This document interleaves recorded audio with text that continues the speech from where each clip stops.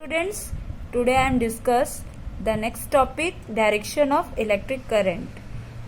First, the direction of electric current is from positive terminal of a cell to the negative terminal through outer circuit. Second point is actual flow of electron constitute the current is from negative terminal to positive terminal of a cell. जैसे कि मैंने बताया था, diagram से हमको दिख रहा है कि मैंने क्या बताया था कि करंट हमेशा पॉजिटिव टू नेगेटिव फ्लो होता है एंड डायरेक्शन ऑफ इलेक्ट्रॉन अगर मुझे पता करना है तो वो नेगेटिव टू पॉजिटिव होता है, चलता है। ठीक है, फर्स्ट में बताया था ना मैंने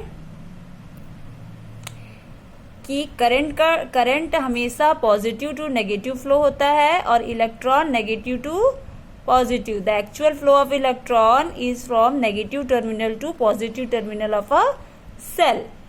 ठीक, how the current flow in a wire.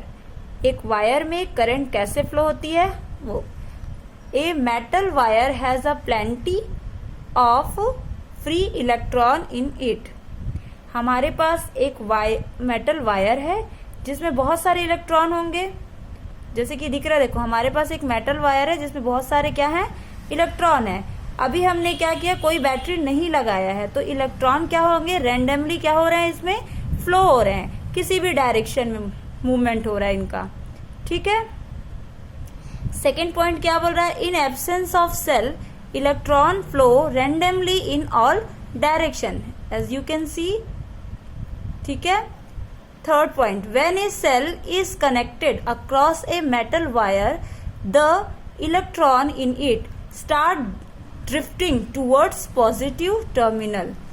जब हमने क्या किया, इसमें एक सेल लगा दिया तो इलेक्ट्रॉन कैसे ड्रिफ्ट हो रहे हैं, टुवर्ड्स पॉजिटिव टर्मिनल की तरफ।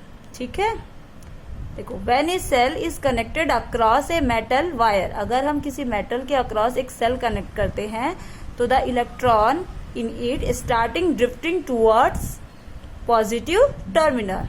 तो इलेक्ट्रॉन कैसे हो रहे हैं, नेगेटिव टू पॉजिटिव ड्रिफ्ट हो रहे हैं। ठीक है, नेक्स्ट टॉपिक है रेजिस्टेंस। रेजिस्टेंस क्या होता है, the property of a conductor due to which it oppose the flow of current to passes through it. Means किसी कंडक्टर की ऐसी प्रॉपर्टी जिसमें वो अपने अंदर से करंट को पास नहीं होने देता है, उसे रोकता है, उसे हम क्या कहते हैं, रेजिस्टेंस। न्यूमेरिकली देखिए R is equal to V by I. For example देखो, अगर कोई एक कार मूव करने की कोशिश कर रही है, उसमें कुछ इस तरह से लोगों ने फोर्स लगाया कि उसे रोकने की कोशिश कर रहे हैं। ठीक है, तो वहां पर वो रेजिस्टेंस लगा रहे हैं उस कार के सामने, तो सेम यहां पर करंट के लिए रेजिस्टेंस होगा। समझ में आया, मतलब एक कार मूव करने की कोशिश कर रही है, अगर उसमें कुछ इस तरह से हम लोग ने फोर्स लगाया कि उसे फोर्स लगा के उसे कार को क्या करें, रोकने की कोशिश कर रहे हैं, तो वहां पर वो रेजिस्टेंस लगा रहे हैं उस कार के सामने, तो सेम यहाँ पर करंट के लिए वो रेजिस्टेंस होगी। ठीक है, रेजिस्टेंस क्या करता है, किसी कंडक्टर की ऐसी प्रॉपर्टी होती है जो उसके अंदर से करंट को पास नहीं होने देता, उसे रोक कर रखता है, उसे ही हम क्या कहते हैं, रेजिस्टेंस कहते हैं। न्यूमेरिकली क्या होता है, R is equal to V by I. अब पोटेंशियल डिफरेंस अपॉन क्या होता है, करंट फ्लोइंग होता है ना। V क्या होता है, पोटेंशियल डिफरेंस होता है, और I क्या होता है, करंट फ्लोइंग। ऐसा यूनिट क्या होती है रेजिस्टेंस की, ओम होती है। इसका सिंबल क्या होता है, दिस।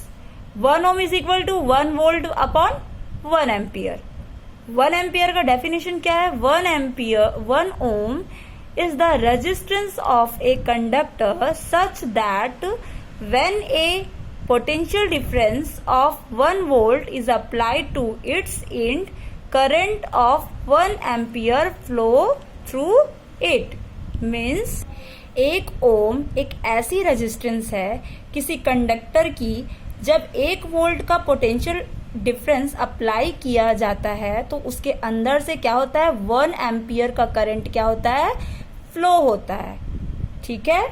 अब cause of resistance, first electron collide with other electron and with the atom and ions present in the body of conductor under the influence of applied potential difference। Means जो electron होते हैं वो आपस में या फिर conductor के अंदर जो एटम या आयंस होते हैं उसके साथ क्या करते हैं, टकराते हैं और उसी के साथ इन्फ्लुएंस होता है। तो पोटेंशियल डिफरेंस क्या, पोटेंशियल डिफरेंस तो इन्फ्लुएंस होगा टू अप्लाइड पोटेंशियल डिफरेंस। ठीक है। सेकेंड क्या बोल रहा है, due to this collision there is obstruction or opposition to the flow of electric current through the conductor. इस कोलिजन की वजह से जो ये आपस में टकराते हैं तो इलेक्ट्रॉन एटम्स के साथ और आयंस के साथ वहां पर ऑब्स्ट्रक्शन या फिर अपोजिशन, एक करंट को अपोज किया जाता है फ्लो होने से थ्रू द कंडक्टर। ठीक है। ए का जो ग्राफ है, V क्या है हमारा, पोटेंशियल डिफरेंस है और करंट क्या है, A है। ठीक है। और इन दोनों के बीच जो ग्राफ बनता है वो ऑलवेज क्या होता है, स्ट्रेट लाइन। ठीक है। मतलब करंट क्या है, कॉन्स्टेंटली फ्लो हो रहा है। ठीक। सेकेंड, नेक्स्ट टॉपिक है हमारा signification of graph. First, straight line shows that is V across wire increases the current increasing linearly। ठीक है। Second point, straight line graph can only be obtained only if two qualities are directly proportional to each other। Third, here graph shows that current is directly proportional to potential difference। Means straight line हमें बताती है कि potential difference जो है, potential difference wire के किनारों पर increase करता है, साथ ही साथ करंट भी क्या करेगा, इंक्रीज करेगा लीनियरली। ठीक है। सेकेंड पॉइंट, किसी भी ग्राफ में अगर स्ट्रेट लाइन है तो वो डिपेंड करती है किन्हीं दो क्वालिटी के बीच में वो ग्राफ बनाया गया हो, वो हमेशा डायरेक्टली प्रोपोर्शनल होगा। अब डायरेक्टली प्रोपोर्शनल क्या होता है कि अगर एक क्वांटिटी इंक्रीज कर रही है तो उसके साथ दूसरी क्वांटिटी भी क्या करेगी, इंक्रीज करेगी। ठीक है। और एक क्वांटिटी अगर डिक्रीज कर रही है तो उसके साथ दूसरी क्वांटिटी भी क्या करेगी, डिक्रीज करेगी। तो ये डायरेक्टली प्रोपोर्शनल का मतलब होता है। थर्ड पॉइंट जो कह रहा है, क्योंकि ग्राफ हमारा स्ट्रेट लाइन जैसा है जैसे कि हम देख रहे हैं, तो करंट डायरेक्टली प्रोपोर्शनल होगा। पोटेंशियल डिफरेंस मीन्स क्या होता है, मीन्स करंट इंक्रीज होगा तो पोटेंशियल डिफरेंस भी क्या होगा, इंक्रीज होगा। और करंट अगर डिक्रीज हुआ तो पोटेंशियल डिफरेंस भी क्या होगा, हमारा डिक्रीज होगा। क्लियर। मीन्स इन दोनों एक दूसरे के क्या होते हैं, वाइस वर्सा होते हैं, सिमिलरली। ठीक है। थर्ड टॉपिक नेक्स्ट हमारा है conductor. Those substance which have a very low electrical resistance and allow current to pass through them. For example silver, copper and aluminium. ठीक है। मीन्स कंडक्टर वो substance होते हैं जो इलेक्ट्रिसिटी को अपने थ्रू पास होने देते हैं और जरा सी भी रेजिस्टेंस नहीं लगाते हैं। ठीक है। बहुत लो होती है और उसे हम नेग्लिजिबल करते हैं। सिल्वर, कॉपर एंड एल्यूमिनियम क्या होते हैं, ये तीनों बेस्ट कंडक्टर होते हैं, गुड कंडक्टर होते हैं। इसमें सबसे अच्छा गुड कंडक्टर होता है कॉपर। अगर हम कॉपर की बात करें तो हमारे घरों में जो वायरिंग होती है वो कॉपर वायर की ही होती है, क्योंकि ये बहुत ज्यादा सेफ होता है और ना ये रेजिस्टेंस फ्लो करता है और इलेक्ट्रिसिटी की सप्लाई भी बहुत अच्छी रहती है।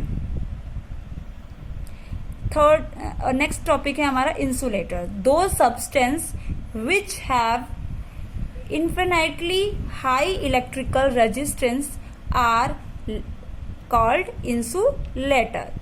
For example, leather, plastic, etc.